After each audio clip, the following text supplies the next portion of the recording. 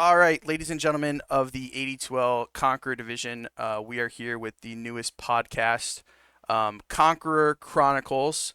This is going to be the first edition coming to you. And on today's podcast, we have IPA, Lapsed Pacifist, and Jukester here joining us to answer some questions that we've come up with and we'd like to gauge their opinions on.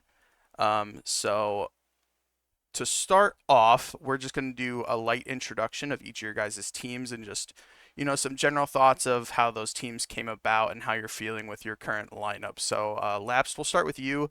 I know you're not the captain of Savage, but you've been a staple for Savage Spirits. So, how are you feeling this season, leading into game one matches against Scythe, and where are you guys moving forward with your lineup and how you're feeling? Yeah, we're feeling really good. It's good to have Benny back. We had a lot of instability last season, just with who was going to play one for us at different times. It was fun, but we missed playoffs, so kind of below our typical. But despite getting 2-0 pretty convincingly week one, still feeling good. Still happy. Okay, okay. IPA, I know your team kind of shifted a little bit from last season, but you guys always seem to pull, some rabbits out of your hat. Everybody always bouncing around positions. Is that like a common goal for you when you're captaining these teams? Are you looking for players that, can flex to different positions? Well, it's fair to say, like, even though there is often roster turnover for my teams, we have a pretty established core of myself, Cloud, and Fatality who have pretty much played the same six last seasons together. And then we've had, like, a lot of the same stand ins or people who have filled those other two spots. So there's a lot more consistency than you might think. And the role swapping part isn't like hey, I'm trying to do this thing. Mostly was just birthed from the fact that I get really bored playing the same hero more than once or the same position. And luckily, Cloud is very flexible and kind, and that makes it easy to just kind of do whatever we feel like is going to be fun. Um, I know specifically last season, you guys ran into an issue the first couple matches of your season where Hexy was playing safe lane and you guys didn't find success with that. Is there issues that you run into like that where you kind of are forcing one of your players to like permanently be a position just because they're 10 times better at that than another position? Um, I don't think it was forced, personally. We'd had scrims where the outcome was very different, and those particular positions, like we were very successful and dominant against some good teams. So I think it's the truth is a lot of competitive sports is winning heals all and losing creates chaos, and I That's think true. that's just kind of what happens. I gotcha. I gotcha. All right. And to Jukester, I mean, you are, as far as I know, you're new to the Conquer division. So how are you feeling with the team you've put together? I'm pretty confident. I've got two of my good buddies that I've known for years, and just any game I play or anything, we just pick them up, and we found two others that are laid back. We just want to have fun. We're not gonna scrim. We're barely even gonna pub. We're just gonna show up Thursdays, do our best, and then if we win, great. If not, none of us are gonna be too bent out of shape. And we got two wins now, so I already told the guys we can lose the rest of the games this season. We gotta win. That's all I care about. Honestly, I That- mean, sometimes that's the way to do it. Dude, that's like literally the Grin Scythe formula from last season. We never scrimmed. We just showed up to the league matches and we freaking won a lot of them. our, I don't know. our That's like official our official that we just did, it was the first time two of my players had played with like two of my players had not played with anybody else on the team yet, and the other few have just played a couple games with each other, so like it was quite literally our first time five stacking. Jeez. I really feel like sometimes that is like a smart thing to do because like for at least on once again on my end, we were playing some five stacks and like some party queue before the league, and they were going so terribly. Like we were getting so like I don't know, it just was tough. And then we played Savage, and then we pulled off the 2-0, and we were like, oh, dude, this is so much better, bro. We just gotta stop pubbing, dude. Like, I don't know. Uh, All right. Uh, so going back to this week one, we had some wins, we had some losses, we had some 1-1s. How are you guys feeling about the matchups you had?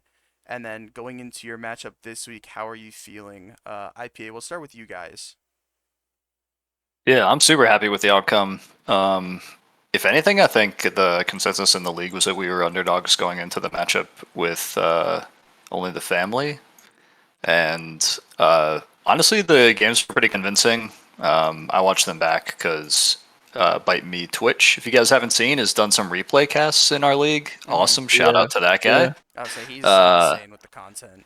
yeah, and so I was watching those back, and the game actually felt much easier playing it than I didn't realize how close it was until I actually watched them back. So I think they will give other teams problems, and I've said this in Conquer Chat before, that I think we will be the hardest matchup for that particular stack just because I played a season with Blunted, I've played with Rhino, I've played in houses with Cafe before, and so I felt like I had a pretty good understanding of those the players on their team, and so I was really happy with that outcome. We did have two stand-ins, but again, they're stand-ins who have played multiple seasons with me before, so there was no drop in chemistry.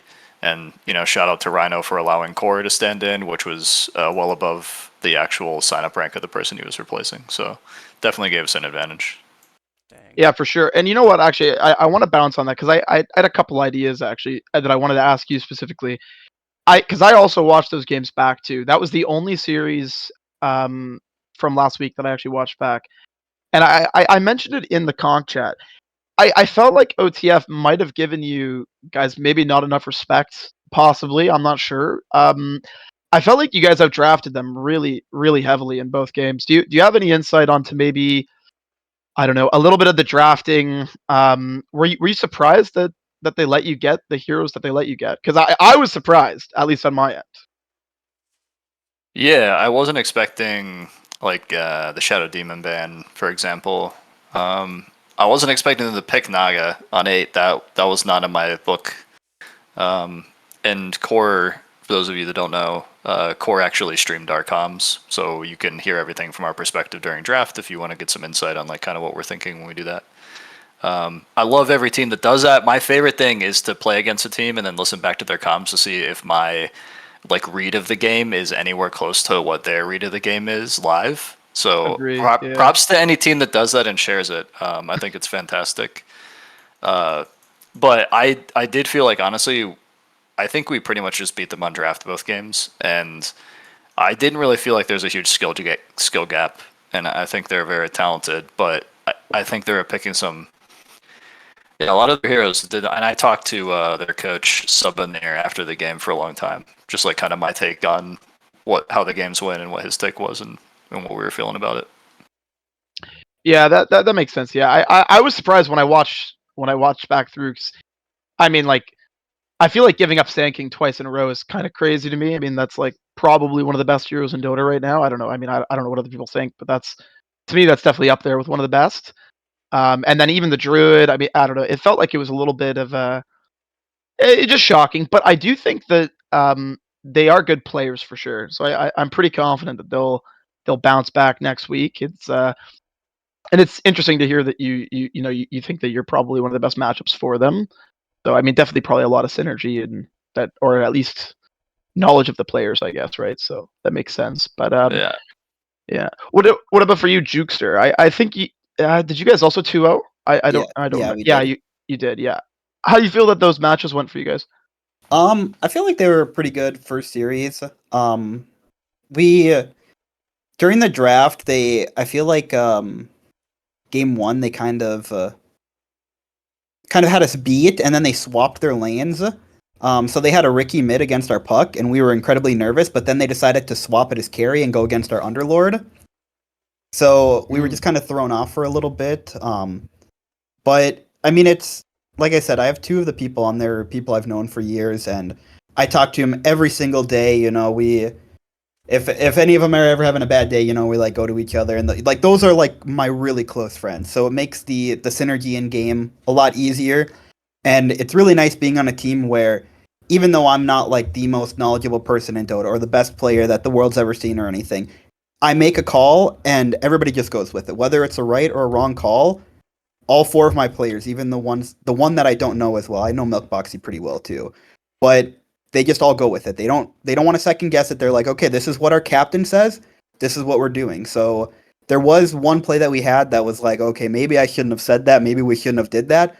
But nobody, there was no backhanded comments like you see in a lot of teams. Nobody after the game was like, okay, this player really needs to step up, or this player was doing stuff bad.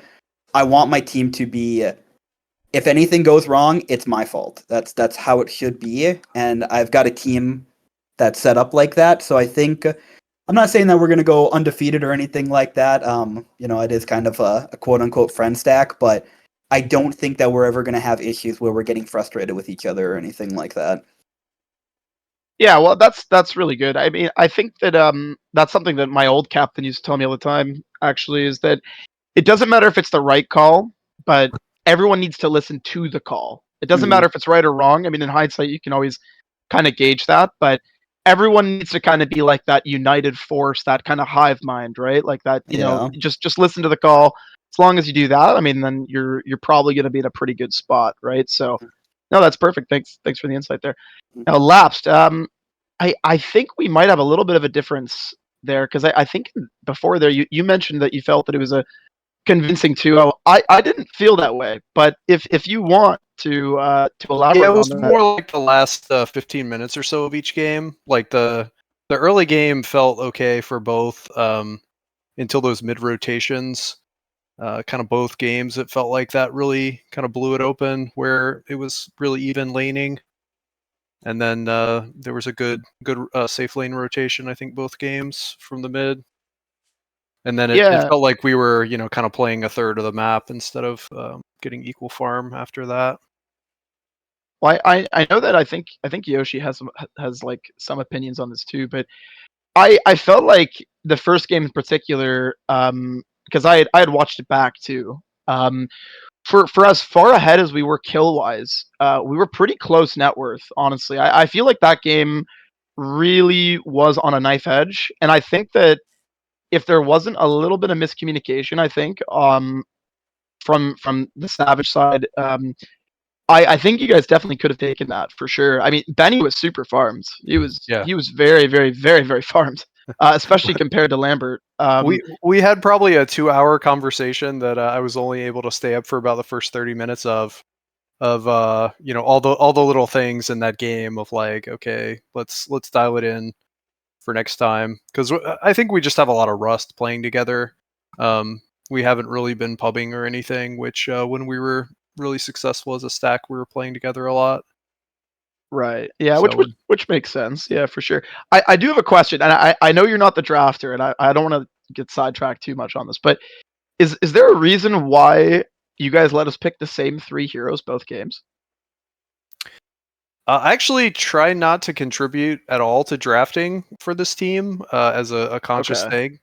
thing. We found like kind of early when I joined Savage that we were having issues of like having really muddled drafts where people were chipping in too many ideas. And so we'll usually talk about stuff up front, and then if Gav asks for input, we'll provide input. But otherwise, we just let Gav cook because he's had good success reading other teams and putting together a good lineup. So we Yeah. trust. We Okay. just let him do it. No, I mean that makes sense. And by the way, like I think it's fine to let a team get a lot of the same heroes. Like I do think that's fine. It was just interesting because it felt strange from like my perspective. I was like, how are we able to get the same heroes that we just won on? It felt kind of funny to me, but yeah, it was definitely a good series. I think that it should have been a 1-1. So I think you guys are in a really good position moving forward. Definitely, if you can kind of shake that rust off, like you said, I definitely think that you guys are going to be formidable moving forward for sure. So So bouncing off of that question where we're talking about these 2-0s and these 0-2s and these 1-1s, I'm curious as to what you all feel, Juke and IPA being captains and Lapsed being a player. So we'll have some difference of opinions here probably, but I'm curious as to what you each feel is like the strongest aspect of your team currently, and then if you want to share, I'm also interested in the weakest, but if you don't want your opponents for the rest of the season knowing what you feel is the weakest point, that's understandable. But Laps, we'll start with you this time since you were last to go. Sure. So Yeah, I would say strongest is definitely like trust. these 5 players have played together a lot in the last, I don't know, year and a half, 2 years. And so, I think when we're really cooking, like we have really good comms, we really like understand how each other want to play. So that's our big strength. Our weakness is just the rust I already talked about. Okay. We're just not not firing on all cylinders currently. I would say, and besides, I'm pretty sure because last season you guys didn't have Benny, but then the season before when you had Benny, you had Lottie instead. So I Yes, mean, the instead of Frost. Savage, yeah. So the Savage roster has been pretty consistent besides 1, 2 players. So I mean, that's definitely part of that whole trust component you said is that you guys don't really switch it up too much. And then IPA, I mean, you were the same way. You said you, Cloud, and Fatality are really playing together every single season. So going off of that, what would you say is, your guys' strong point? Well, to be honest, this season we have 2 pretty much brand new players. I mean, not brand new in the sense like Morn I've known for more than half my life and played with him a long time ago, but I haven't played like Dota 2 and certainly not competitive Dota 2 with him ever. Just some like pubs and that. Honestly, it's been kind of a while.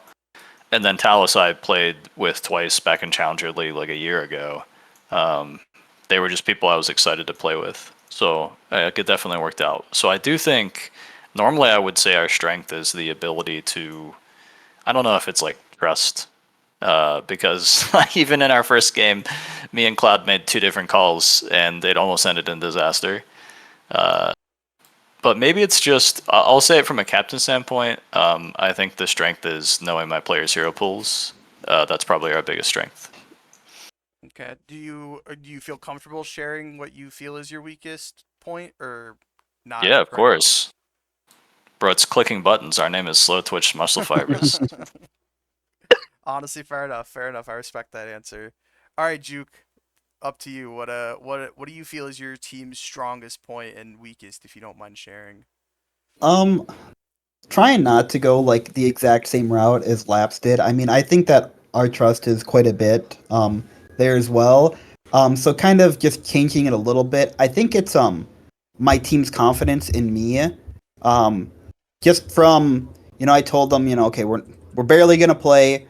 I'm gonna draft. I'm gonna pick your heroes. I'm gonna shot call. I'm gonna do all this, and nobody doubted it. Nobody questioned. Nobody asked like, do you want us to help a little bit or whatever? They're just like they just are confident with it. They know that I am going to do my best to make sure that we win. I'm not going to choose stuff and call stuff that intentionally causes us to lose. So I think it kind of like alleviates a lot of pressure that they don't have to worry about stuff, that they can play their game and that extra stress is on me instead. And all that I want them to do is just do the best that they can. And so I feel like just that kind of confidence, and because of that confidence in me, it makes it less stressful for the rest of them.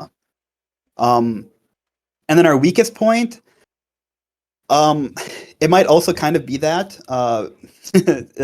weirdly enough, that we're kind of putting all our eggs in the basket of making sure that I know exactly what to do. I know where to be. I know all the matchups in that.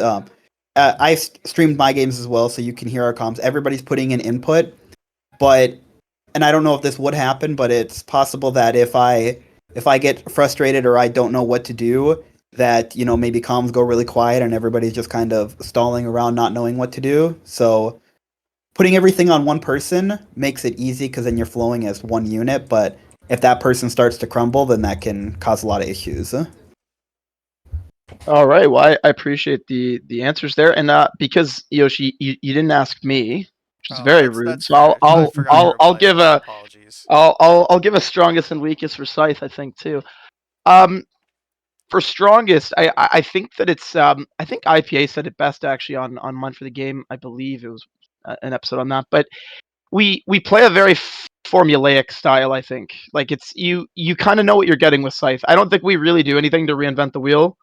I think our strongest point is that we pick good heroes that are usually meta heroes. We dominate lanes, or we try to do very good in the lanes, and then we just try to deathball. Honestly, like if you watch any of our replays or you've watched any of our games, it's pretty much the same thing. It's like, you know, I'll pick like a Viper or a Lash I'll try to win my lane, and then we'll just take objectives. And if we're allowed to do that, I think we have very good success. Obviously, I mean, from the record last season and so far this season, that's been our kind of formula. But I think our weakest point to go along with that is that if we struggle in the lanes, I think we get a little confused because generally you can't death ball if you do so bad that it's essentially just like a shit ball, right? I mean, like it's if you fall behind, I think we struggle a little bit on how to recover, but hopefully that doesn't happen, obviously. But but as for the next point, in particular, I'm interested to hear from IPA here. There's a lot of teams this time around. There's 16, I think, this time around, right? I believe, offhandedly. I think so, yeah. 15 with a bye week, I'm pretty sure, yeah. Oh, okay, so it's 15 then, yeah. So there's a lot of competition. But what do you think is going to be your biggest competition? What do you think is the team that looks the scariest to you, IPA? So there are two ways to hear that question. Who is your biggest competition would originally make me think like, well, who am I competing for in my spot that I think I'll end up in the playoffs, right? So if I think I'm a bubble team, like maybe I'm going to be in tiebreakers to even get into playoffs, my biggest competition for that goal might be different than who I think is going to win the league. Okay, fair enough. But I think you're asking like, who do I think is going to be the best team in the league, or some of the best teams? Yeah. Well, if I choose to release my personal power rankings, the number one team would currently be Grin Scythe. Wow. Ain't no I way. think if you listen to the most recent episode of Mine for the Game podcast, I encourage you all to do if you haven't. I picked Savage Spirits as a team that I felt like had the ability to win it all. Roster consistency, it wasn't that long ago that they just won a championship against similarly skilled teams. Benny being back, so hopefully from like a draft prep and experience standpoint, that helps them. And I think you were being nice. I think those two games did look pretty convincing in my opinion, and I think that it's the best week one win, and there aren't a lot of weaknesses on your team.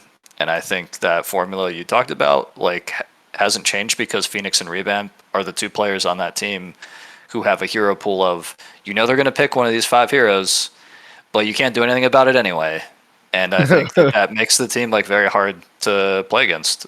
I think Juke's team is predicted upper bracket for me, so I'm very much looking forward to playing them this week and kind of seeing how that plays out.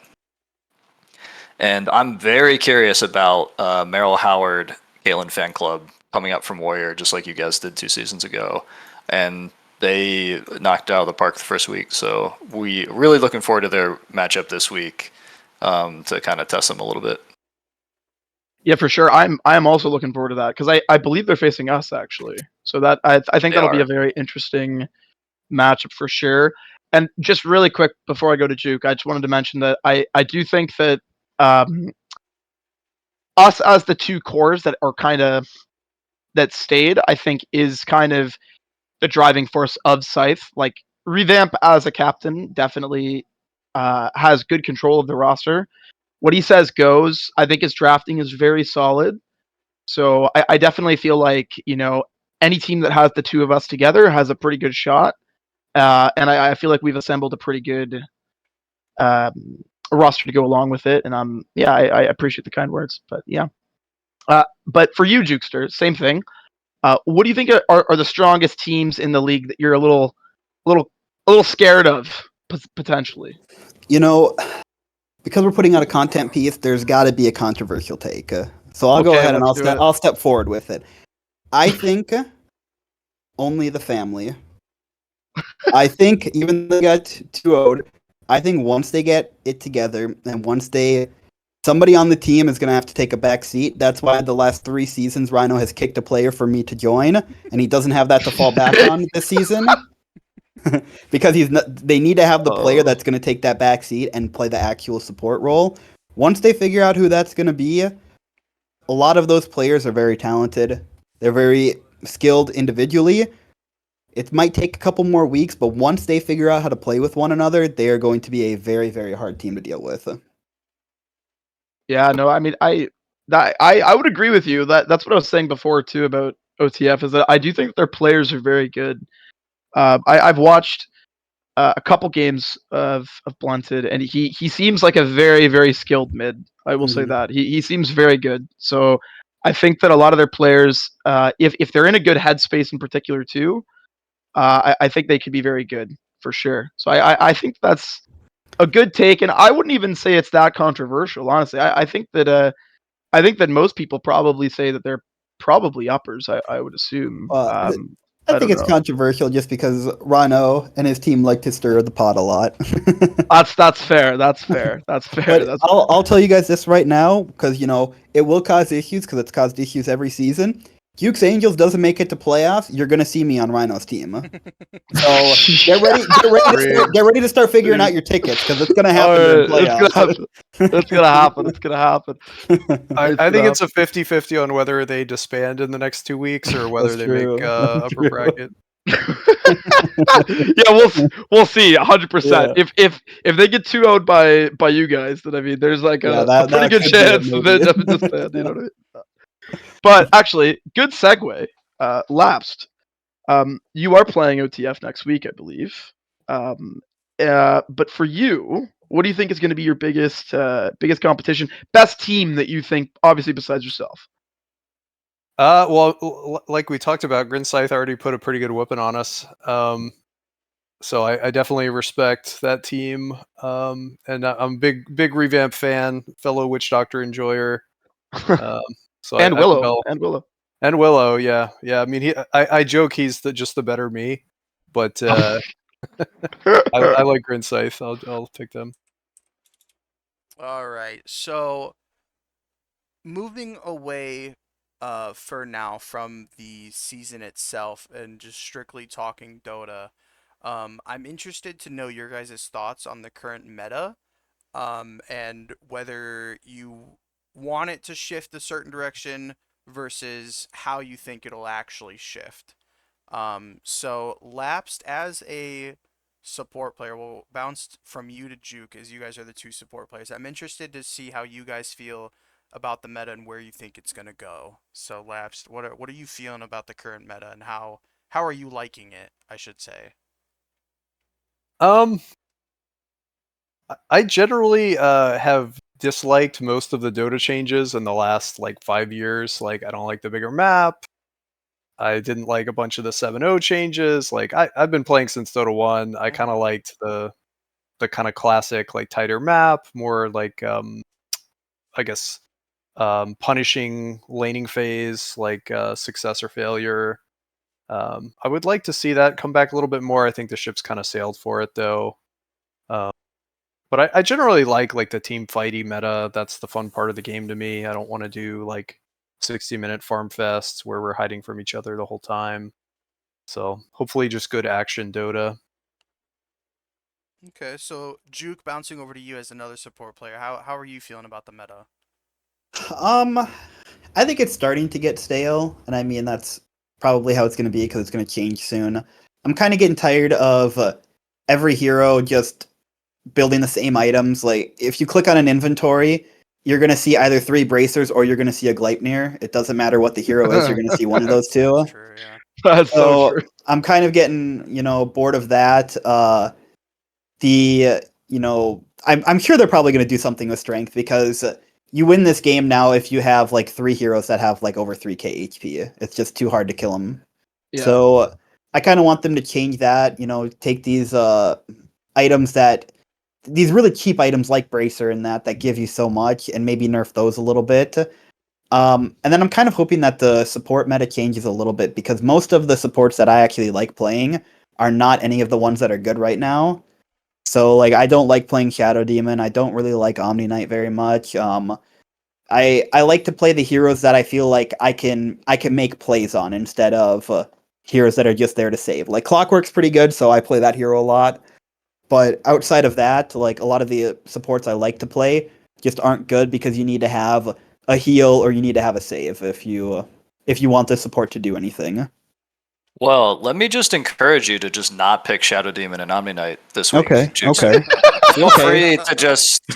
I want you to have a good time, You Just know ignore what? I those heroes. appreciate that. I'll let my No- team know. No Tusk either. Okay, no Tusk either. Oh, come Obviously, you on. don't need that. All right. Listen, No, I will not hear the hate for Tusk. I think that Yeah, hero come actually on. has a high skill ceiling and is very I fun to think play. I think so too. that's fair. That's So fair. Yeah, I'm not a support player, but if I just kind of throw my own 2 cents in, I do think that support, at least from like the sports I play with and the pubs I see, it does seem a bit stale in the sense of I feel like they do build the same items, kind of like what Juke's Yeah. saying. Like I feel like it's a lot of like the amount of times I've played with a support and I get solar crested is like Yeah. incredibly high. Like I feel like every Mhm. single 5 or 4 builds a solar crest, which is Yeah. I just feel like that can feel a little bit stale sometimes for sure. Mhm. And I'm not even the one playing support. So I mean like, Yeah. but still I it feels like it does suck sometimes for Yeah. sure. You're, So you're playing a bunch of different heroes, but you have to play them all exactly the same, or you're probably gonna lose. yeah, exactly. That's actually a really good way to put it. Yeah. all right, IPA, jack of all trades, who plays many different heroes, many different roles. How do you feel about the meta? We discussed this at length in Mind for the Game. So, for a very long version of my take, feel free to tune into that one. But in general, like I don't think it's that bad, and I think Dota 2 players in particular have given Dota 2 developers basically a no-win situation where everyone can play like, the high ground meta is too hard and like we can't end games, and they're like, okay, well we'll change it so that heroes are stronger and you can go high ground easier and games will end in 30 minutes. Everyone's like, look at TI, this is boring, everyone has auras and Chen, and it's just like, well, like what do you want? Like make up your mind.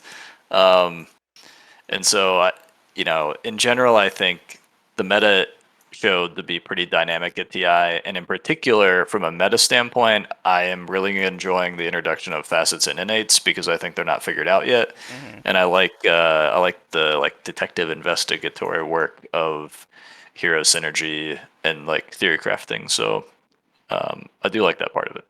Okay. All right. Well, If I then can throw myself in here just for a split sec, if that's go okay, for just it. just for a little bit of like a mid perspective here, maybe. Okay.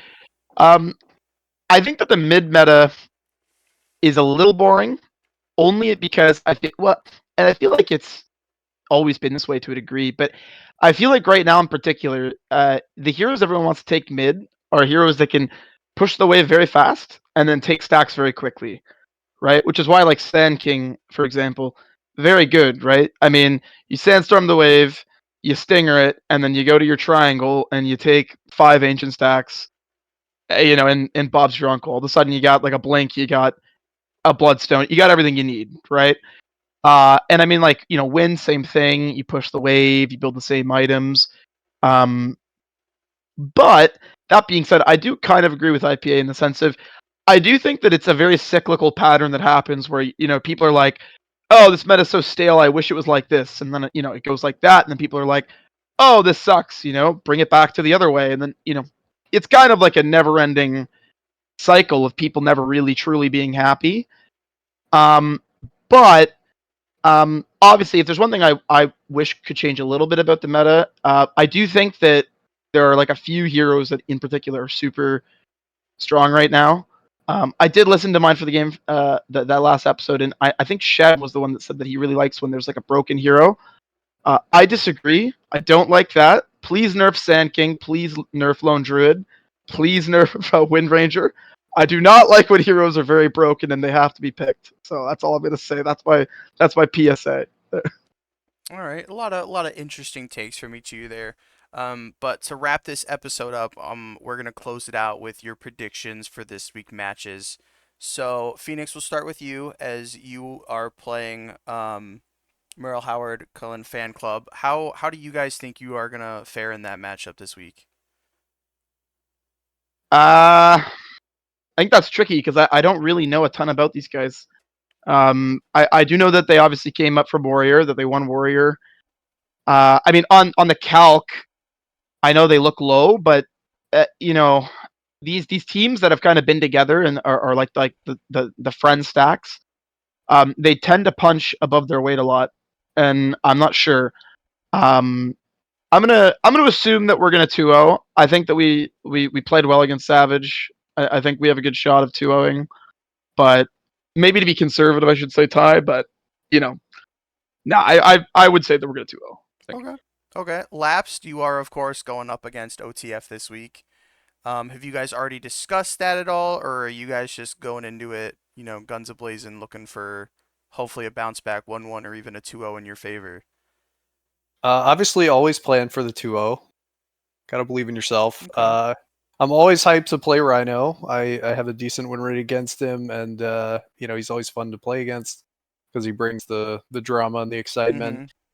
I don't know that much about the rest of his players. I know they're all fairly young and talented.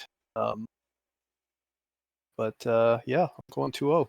Okay. 2-0 in favor of Savage. And then And that's the Rhino Frost, dude. That's gonna be so exciting to watch. I Yeah. cannot wait to watch that. I cannot have wait to no watch beef that. with Rhino personally. I know some people on Savage do, but I have Listen, no flame. I mean, all I'm gonna say is, especially after Subwoofer pulled up the stats here, I mean, I gotta watch the series. I'm so excited to watch the series. I think I'm more excited to watch that series than play my own. Like, it's gonna be crazy. All right, we're gonna try to make it a good one.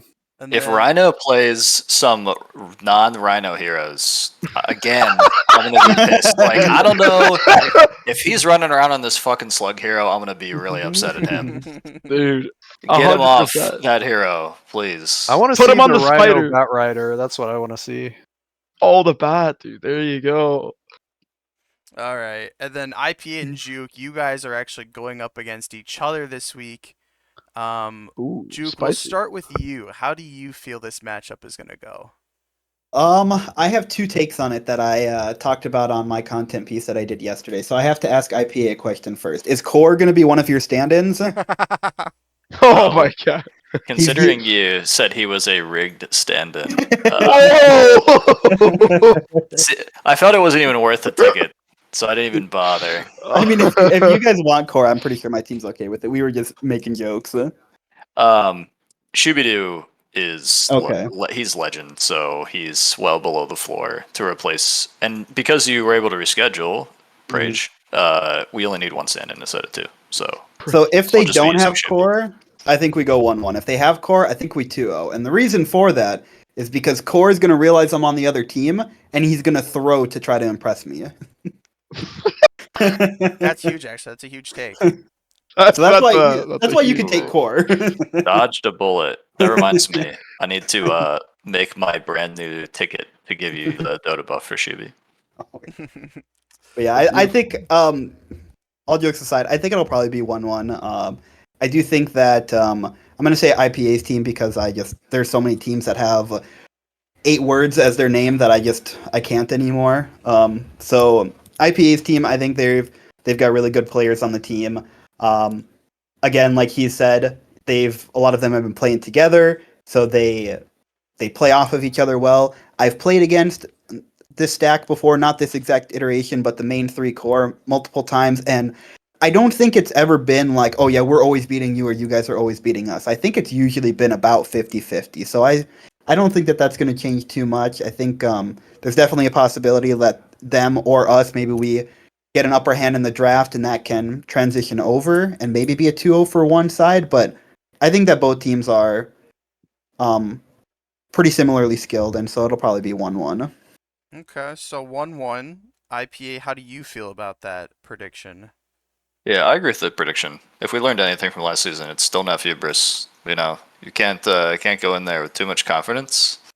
Plus, I think that's probably, like, if I was setting the Vegas odds, I think that would probably be the favorable outcome. Would be a 1-1 for this particular matchup. I think the thing to watch for people who are going to be tuning into the game on Wednesday, hopefully we get a caster, is I think the carry matchup. I think arguably after week 1, I think these two teams have the highest performing carries across the league, and so I'm curious to see how that plays out. I'd agree with that. All right. Guys, I'm really disappointed at the lack of smack talk though at the end there. You guys serious? Come on. Oh yeah, now. and IPA sucks, so we'll 2-0. Yeah, and Jukester's mother belongs to me. Whoa. Not the mother. Whoa, There we go, dude. That's what I Core want to hear said. at the end, dude. That's what I want to hear at the end. But okay, well, listen, thanks a lot for coming, guys. I know this is a late start here on a Saturday, but I appreciate everyone coming, and it's been a great time. And hopefully, you guys have a great rest of your season here. But I think we'll probably be signing off here.